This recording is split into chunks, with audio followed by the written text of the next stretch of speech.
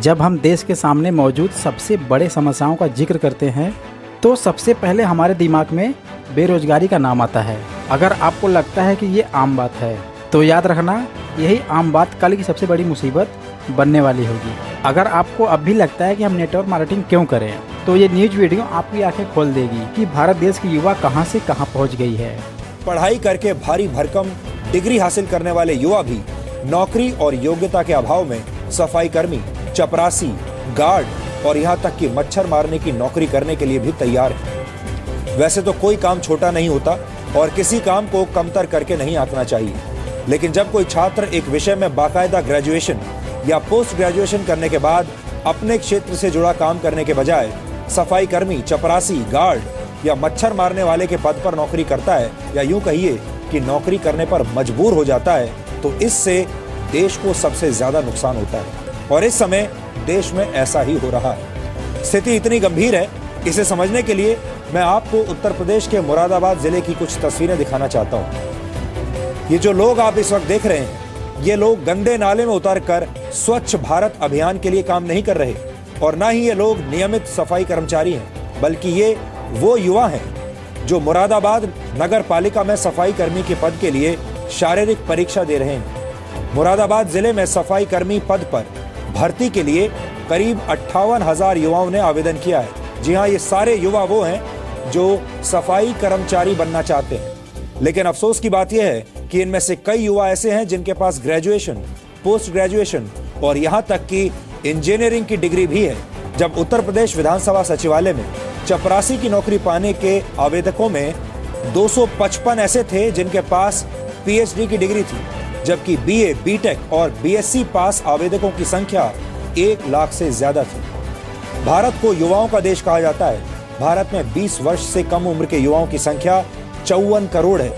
ये भारत की कुल आबादी का 41% है, 41%, जबकि भारत में ग्रेजुएट युवाओं की संख्या करीब 6 करोड़ 80 लाख है। युवाओं का देश कहे जाने वाले भारत में हर वर्ष 30 लाख से ज्यादा युवा ग्रेजुएट या पोस्ट ग्रेजुएट की पढ़ाई पूरी करते हैं, यानी पोस्ट ग्रेजुएशन की पढ़ाई हर साल इतने लोग पूरी कर लेते हैं। ऐसे हर 3 युवा ग्रेजुएट्स में से एक बेरोजगार रह जाता है। भारत में नौकरी करने की उम्र 15 वर्ष से 60 वर्ष के बीच मानी जाती है। भारत में इस उम्र के लोगों की संख्या करीब 73 करोड़ है। इनमें से सारे लोग एम्प्लॉयबल नहीं है। 73 करोड़ लोगों में से एक सीमित संख्या ही ऐसी है जो कि नौकरी के लायक है, और नौकरी के लिए योग्य लोगों में भी सबको नौकरी नहीं मिलती। इनमें से भी 2 करोड़ 70 लाख लोग ऐसे हैं जिनके पास कोई नौकरी नहीं है। सबसे चिंता की बात यह है कि इनमें पढ़े लिखे युवाओं की तादाद ही सबसे ज्यादा है। बेरोजगारों में 25% युवा 20 से 24 वर्ष की उम्र के हैं, जबकि 25 से 29 वर्ष की उम्र वाले युवाओं की संख्या 17% है।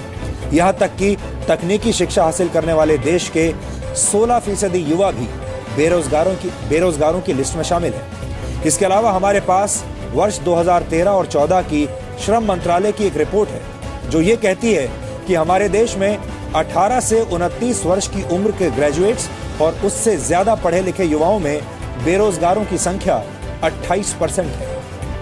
अब सवाल यह है कि हम इन युवाओं को कैसा भविष्य दे रहे हैं। ये कैसा भविष्य है जिसमें पढ़े लिखे युवा अच्छी नौकरी की तलाश में भटक रहे हैं और नालों की सफाई कर रहे हैं। ये विश्लेषण देखकर एक बार के लिए आपको हो सकता है हंसी भी आ सकती है, लेकिन ये हंसने का नहीं बल्कि शोक मनाने का विषय है। हम युवा देश होने पर गर्व तो बहुत महसूस करते हैं, लेकिन हम अपने युवाओं को उनकी योग्यता के अनुसार काम नहीं दे पाते।